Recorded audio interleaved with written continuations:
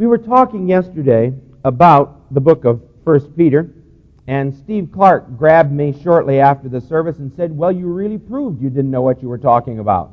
And I said, "Oh?" He said, "Yes, you said that 1 Peter was written in 64 BC. 64 years before Jesus was born, one of the books of the New..." No. We Old Testament people, we live in BC all the time, and we forget there is an AD. 64 AD, 64 years after the birth of Christ. I said yesterday that I believe that in many ways the book of 1 Peter is about submission. And we began to look at this first section, salvation, the incorruptible inheritance, which I believe provides in Peter's thinking the reason for everything that follows. If you know that Jesus Christ has died for you, even you, and a new birth of living hope has come into your heart, oh my, you are ready to live. You are ready to move forward in life, in power and in victory, whatever may happen to you. Then we were looking at that section in some more detail. We were looking at the idea that, first of all, we find in verses 3 through 5 a picture of future assurance. He talks to us about the assurance which can be ours when Christ has been born anew in our lives. And so he says that when you have that concept of the future,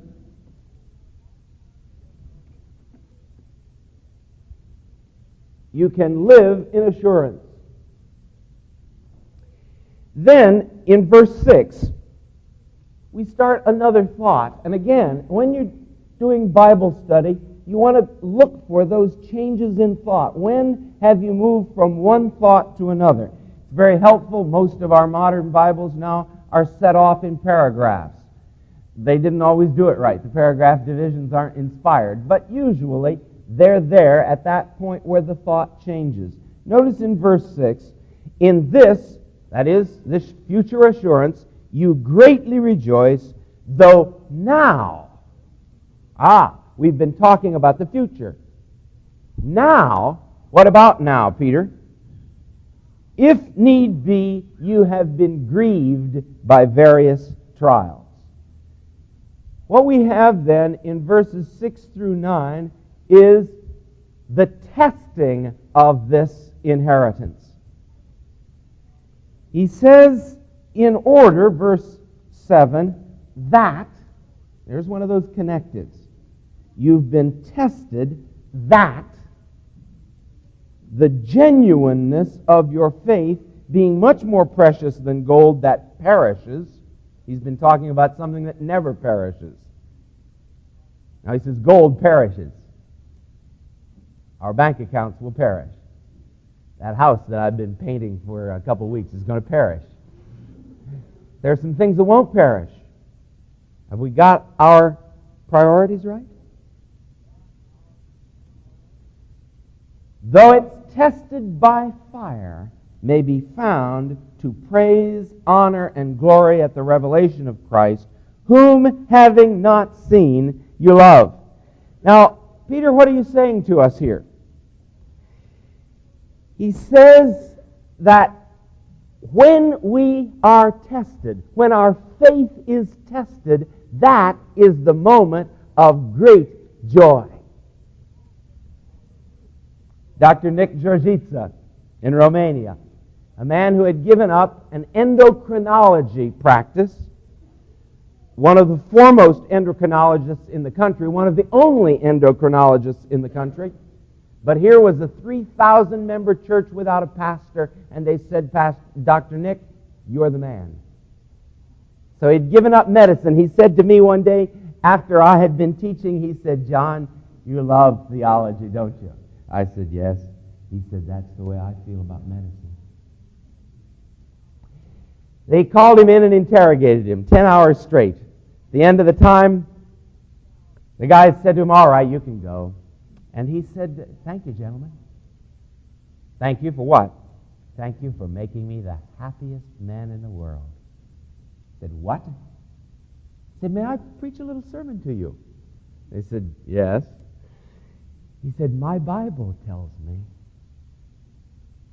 blessed are you when all men persecute you for my name's sake. Blessed means happy. And you have just proven to me today that I'm a real Christian because you've been persecuting me for 10 hours. Thank you. That isn't usually the way we see it, is it? Usually, when testing and trial come to us, we say, God, what did I ever do to you? I don't deserve this. Oh, for the eye of Peter to say, do you understand what's happening? Your faith is real, and it's so real that God is turning up the flame under it to make it more real. Usually my response is, turn it off, turn it off, turn it off. So he says, thank God for that future assurance, that certainty. We sang about it this morning, blessed assurance. In the light of that future assurance, Peter says, don't be surprised if present testing comes. Its purpose is that when your faith is tested by fire, it may be found to the praise and honor and glory of Jesus Christ when He comes. There is no pure metal without refining.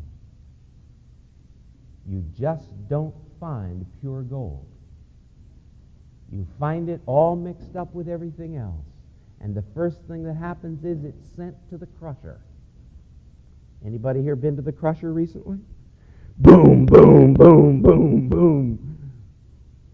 And after it comes out of the crusher, it's sent to the fire. Anybody been in the fire recently? God hates me. God doesn't love me. God's doing all these awful things to me. He doesn't.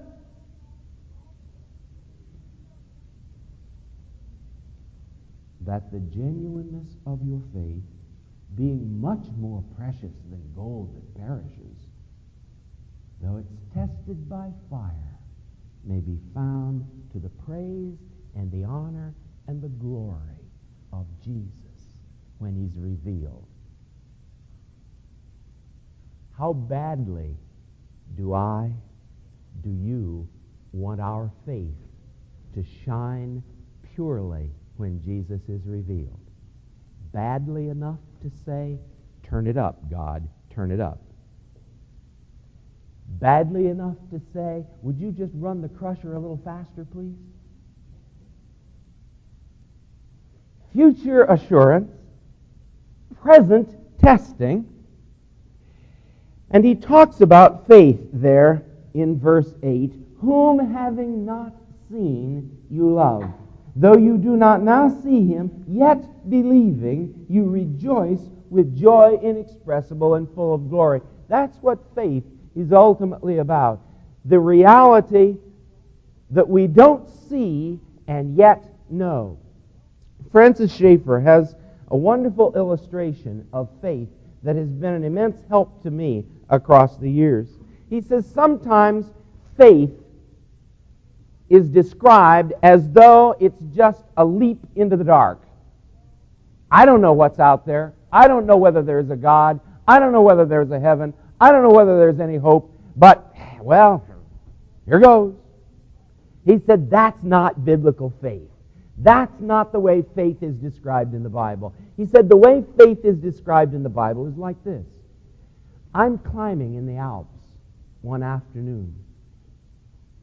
I'm on a mountain I do not know. And suddenly, the clouds come in, and I am enveloped in fog. I'm afraid to go forward. I'm afraid to go back. I don't know what to do. And I know that I must find shelter. If I stay on that mountain peak through the night, in the damp and the cold, I'll be dead of exposure before morning. I've got to find shelter, but What am I to do? Now he says, suppose a voice comes out of the fog and says, if you will go 10 feet to your left, you'll come to a precipice. If you'll just step off the precipice, you'll fall about 10 feet and land on a ledge, and there's a cave that you can get into and be sheltered. He said, do you think I'll do it? Not a chance. He said, I might get down on my hands and knees and go over there and feel it. Yeah, there's a precipice there, and I might reach down as far as I can and not feel anything. But would I step off of there? No, I'd be crazy. But, he says, suppose I say, who are you?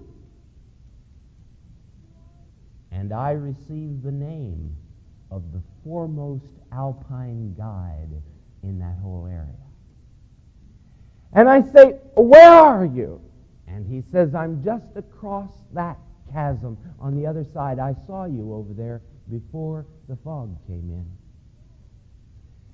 But how do you know this area? Oh, I've been there all my life. Just over to your right, about 3 feet, is a little stunted bush.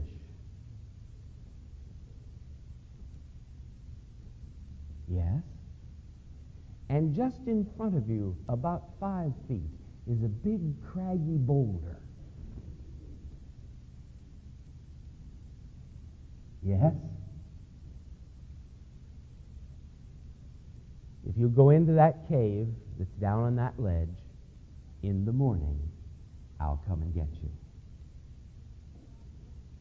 Now he says, when I go to the edge of that precipice, I still can't feel the ledge down there. I still can't see it through the murk. But now, he says, if I kneel down and lower myself over the edge and hang by my hands and try to feel the bottom with my toe and still can't, and finally let go and drop 2 feet, and there's the ledge under my feet. That's still faith, but it's faith based upon evidence.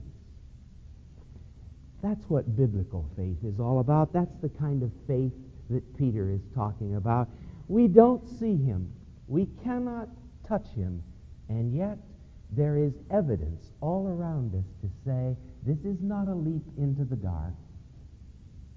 This is faith.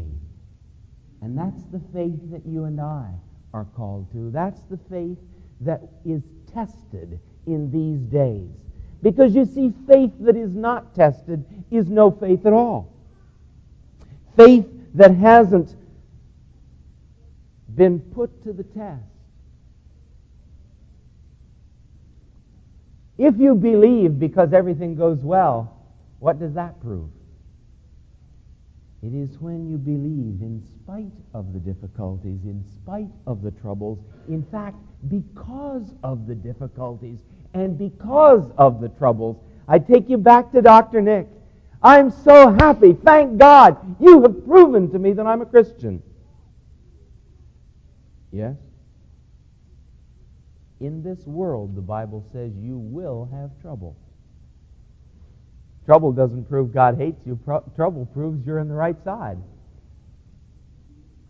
You see, when we say to people, you ought to become a Christian because when you do, all your troubles will be over, we lie to them. When you're not a Christian, the devil doesn't care much what you do. As long as you keep your helmet down below the level of the trenches, nobody's going to shoot at you.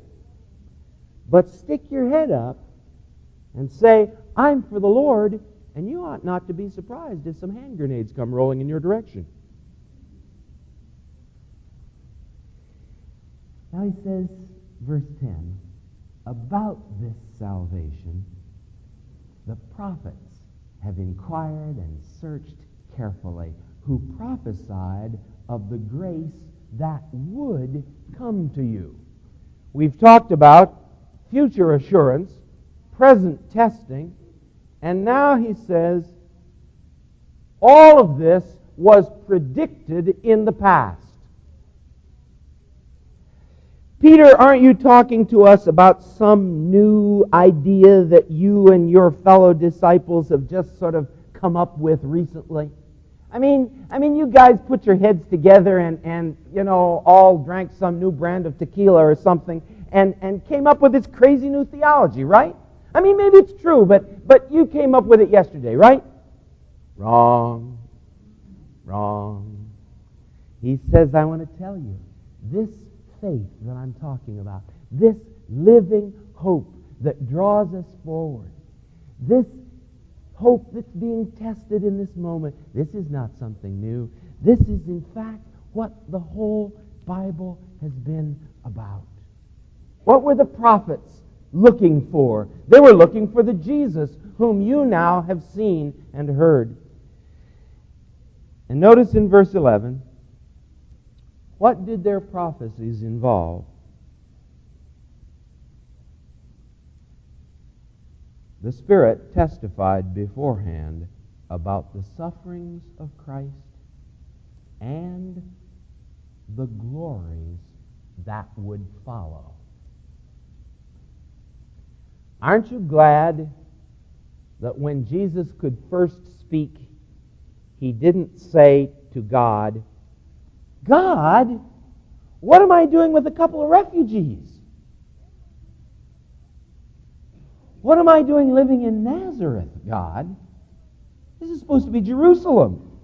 This is supposed to be God. There was a misunderstanding somewhere around here. I wasn't supposed to be poor. I was supposed to be rich. I wasn't supposed to be powerless. I was supposed to be powerful. I wasn't... God... No, none of that at all. Jesus knew his Bible. Sufferings now, glories then. And so Peter says none of this ought to be surprising to any of us. It's all been predicted.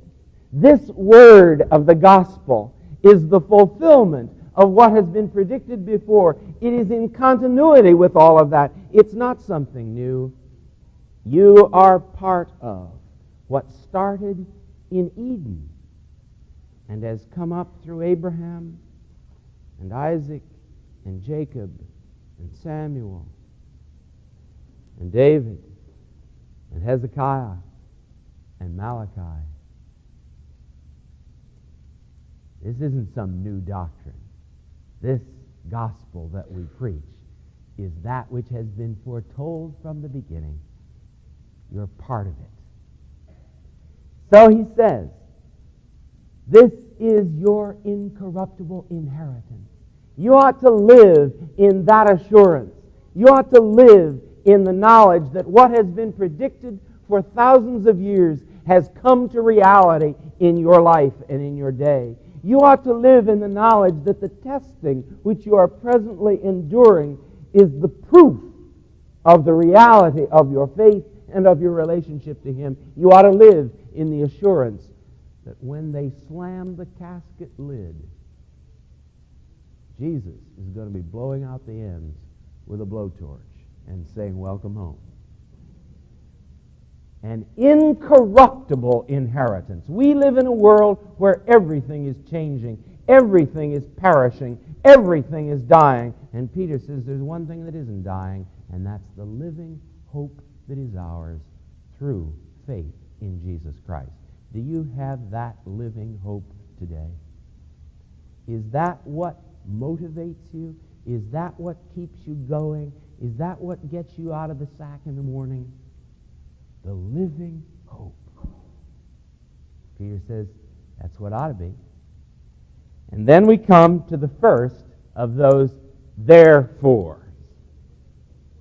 In the light of this incorruptible inheritance, in the light of that future assurance, the present testing, the past prediction, you ought to be a certain kind of people because of this, and this, therefore this. Because of assurance in the future, because of present testing, because of past prediction, therefore you must be holy.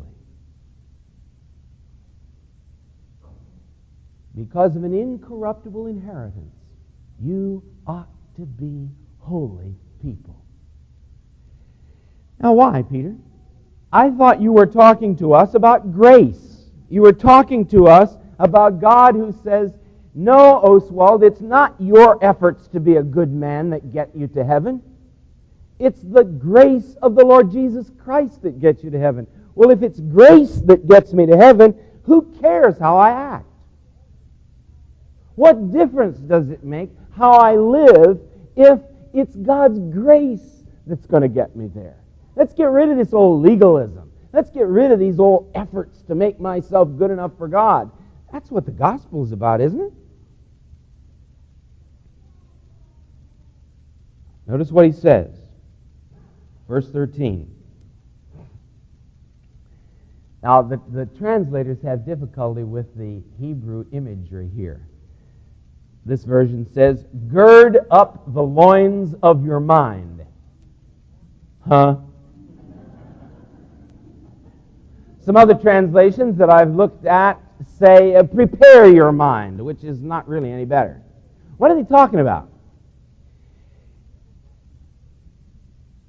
They wore robes.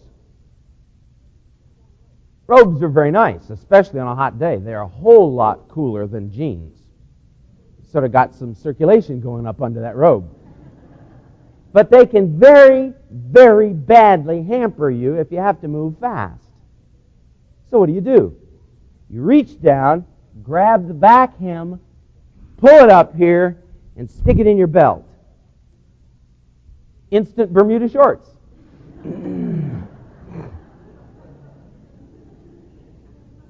That's what the Bible means when it says, gird up your loins.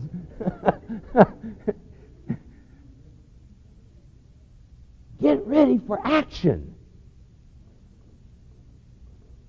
Now he says, hey people, think. Get the mush out of your minds. Pull up the hem of your robe and tuck it in your belt and get ready to go. Be sober. Think about it. Don't be frivolous. Think this thing through. Now, why is he concerned that we get serious here? Because you see, in the Christian faith, we constantly walk a tightrope, and we have an enemy who loves to push us off either direction. What's the tightrope? The tightrope is grace, the greatest thing in Christianity and the greatest danger in Christianity. What happens? We discover grace. All of our lives we've been struggling to be good enough for God and failing. You know, here we are trying to crawl up a greased slide, and God is up there at the top. And we go up about a foot, and God says, come on. Oh, you're doing great. And we slide back about 3, and he says, what'd I tell you, Gabriel? That one's not going to make it. Oh, boy, that is hard, isn't it? We've heard testimonies about how hard it is. Some of us here perhaps know right now how hard it is. And one day, the reality of grace breaks through my mind. It's not what I do. It's Jesus coming down to the bottom of that greased slide and wrapping his arms around greasy old me and picking me up and carrying me up those steps and putting me in the arms of the Father who says, oh, Jesus, thank you so much for bringing my boy home to me. Thank you. Grace. Oh, woo! Thank God. But then what happens? Then we begin to have a party. Nothing wrong with parties. One of the better ideas God ever had. There's a party in heaven. And we begin to say, oh, thank God for grace. And we begin to sing choruses. And we begin to wave our arms and hug one another. And next we're in bed with one another. And You say, you mean every time there's a praise gathering, people get in bed with each other? No. I just mean that the devil has many, many tools that he can use on us. And one of these is, well, since you're saved by grace, it doesn't matter how you live, does it? Just enjoy yourself, honey. Just have a good time. And Peter says, oh, have a good time. Enjoy that living hope that is yours. But don't let the enemy catch you with your robe down around your ankles. Think about it. What does grace mean? Excuse me. What does grace require?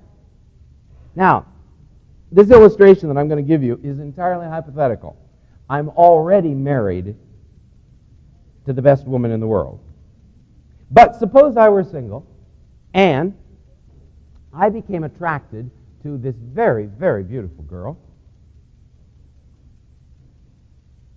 And lo and behold, it became evident that she was attracted to me. Now, I know that may be difficult for you to imagine, but nevertheless, this is an illustration. And then I discover she is a millionaire.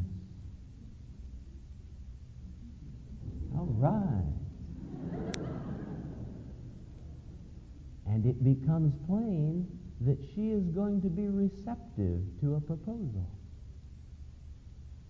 And so I say to her, could you, and she says, yes. And she says, John, I want to tell you there will be no prenuptial agreement. Everything I have is yours. I want you to have it. I want you to enjoy it because I love you. Well, that's a time for a party. Grace! Grace! Wow! Isn't that tremendous? Why does she love me? Because I deserve it? No. Why does she want to give me all her money? Because I deserve it? No. It's because she's crazy. But thank God for craziness. So now what do?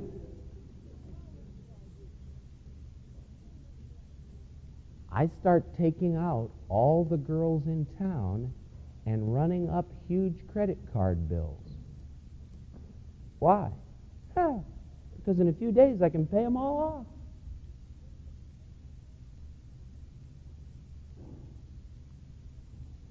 No. No. Not if I have really received her grace. The question that will be flooding my heart in those moments, if I've got my head on straight, will be, oh, what can I do, dear, to show you how grateful I am for this kind of undeserved love? What are the things you really like? I want to do those things for you. Honey, are there problems in me that, in spite of your crazy love, kind of bother you? What needs to happen in me in response to that tremendous grace? Why is it that you and I are not more holy? Because we really don't believe the grace of God. That's why.